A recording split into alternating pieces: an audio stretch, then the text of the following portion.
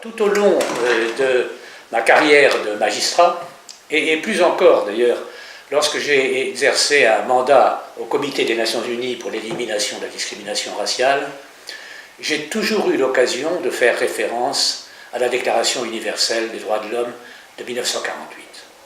Pourquoi? Parce que cette déclaration contient la proclamation solennelle de tous les droits fondamentaux des droits de l'homme, ceux que nous devons tous respecter, les particuliers, mais surtout les juges, les États, ceux qui ne doivent surtout pas perdre de vue.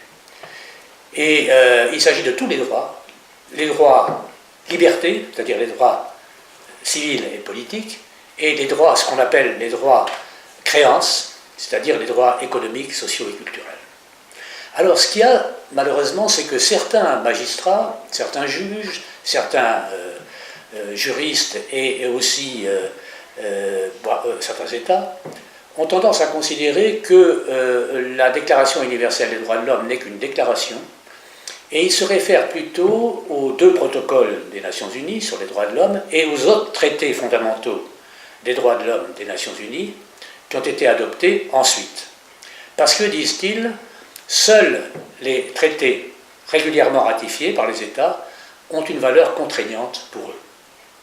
Moi, je pense que ce faisant, ils font application de la Déclaration universelle sans s'en rendre compte, parce qu'en réalité, tous les droits, toutes les obligations qui sont contenues dans les traités des droits de l'homme qui ont suivi sont déjà formulées dans la Déclaration universelle. Donc la Déclaration universelle, finalement, c'est avec la Charte des Nations Unies de 1945 et avec les autres traités, c'est le socle commun de tous les principes onusiens des droits de l'homme. Alors, moi je ne veux pas revenir sur l'histoire de la Déclaration universelle, parce que cela a été souvent raconté. Elle a commencé donc juste après la guerre, elle a eu à traverser ensuite un certain nombre de circonstances qui ont été autant de défis pour elle, mais je voudrais simplement revenir, pour ma part, sur les défis présents, les défis actuels auxquels me semble confrontée aujourd'hui la Déclaration universelle des droits de l'homme. Il y en a 4 peut-être. Le premier défi, c'est celui de l'universalité. L'universalité, c'est le principe fondamental, premier de la Déclaration de 1948.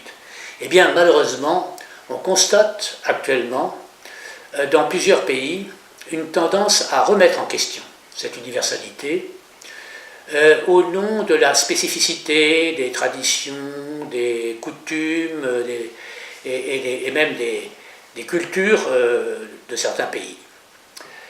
Et ce qui est critiqué, c'est qu'on pense, ils estiment que cette déclaration universelle est l'expression de la conception occidentale des droits de l'homme. Une conception trop centrée sur les droits individuels, les droits des individus, et qui laisse de côté, à leurs yeux, les devoirs des individus à l'égard de la communauté. Et donc, ils insistent sur les droits collectifs, les droits des minorités, etc. Alors, le risque apparaît ainsi de voir ressurgir, malheureusement, un relativisme des droits de l'homme, qui est une menace réelle actuellement, et c'est un des problèmes auxquels il faut être très attentif, à mon avis.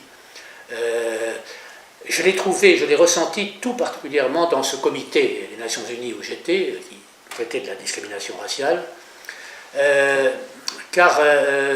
là je me suis rendu compte que le problème principal, c'est d'arriver à combiner, à trouver un équilibre entre l'universalité du droit de l'homme, qui est indispensable, mais aussi la prise en compte des spécificités locales, des cultures, qui sont aussi un élément de la richesse du monde. Alors, deuxième défi très important, c'est le défi de l'indivisibilité. La Déclaration universelle affirme que chaque individu a le droit à la protection de tous les droits qu'elle énumère dans sa déclaration. Et de là, à mon avis, l'importance aujourd'hui, parce qu'au fond, priver une personne d'un droit, ça risque d'affecter l'ensemble des droits de cette personne. Et c'est pourquoi aujourd'hui, un des grands problèmes, c'est celui des multiples discriminations, des discriminations doubles et multiples, ce qu'on appelle aussi les discriminations intersectorielles, qui atteignent les populations les plus défavorisées. Je pense en particulier, bien sûr, aux migrants, mais aussi aux handicapés, aux personnes qui souffrent de la grande pauvreté, toutes les minorités en difficulté. Donc cette indivisibilité, elle doit être aussi rappelée constamment. Troisième défi, c'est le défi, bien sûr, de l'effectivité des droits de l'homme. C'est un élément essentiel. Les droits de l'homme doivent être respectés effectivement.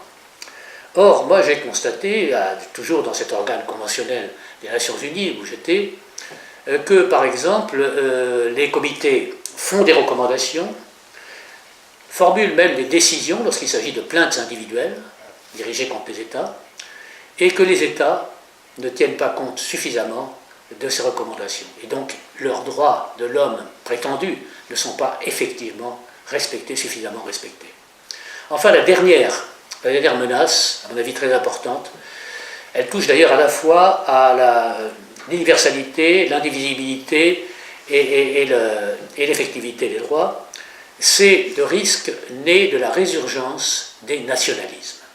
Résurgence des nationalismes, des replis identitaires, de la peur de l'autre, du rejet des étrangers, du rejet des migrants, qui malheureusement se développe de plus en plus dans tous les pays, y compris les pays européens d'ailleurs.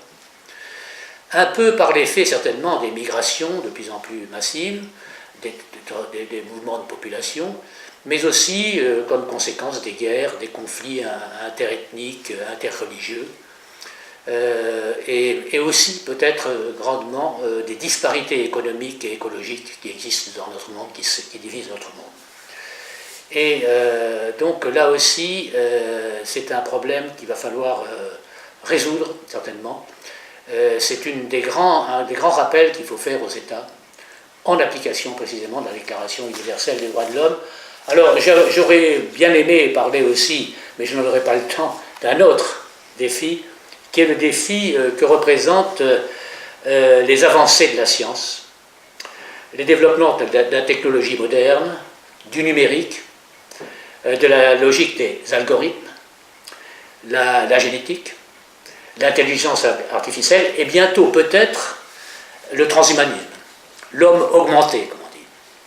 Alors bien sûr, ces avancées de la science peuvent avoir des avantages et aider les droits de l'homme, mais ils présentent aussi des risques qu'il ne faut pas se dissimuler.